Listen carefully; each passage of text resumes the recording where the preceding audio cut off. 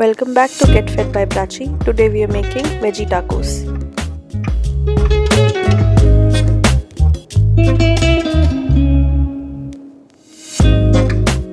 Melt some butter and add onion and garlic and saute until translucent. Saute red, yellow and green bell peppers.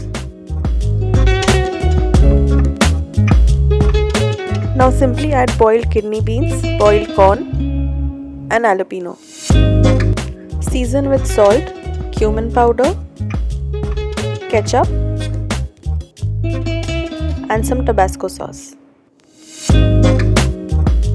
Mix everything well together and with the back of a spoon or a spatula, simply mash the kidney beans to arrive at the perfect consistency for the taco filling.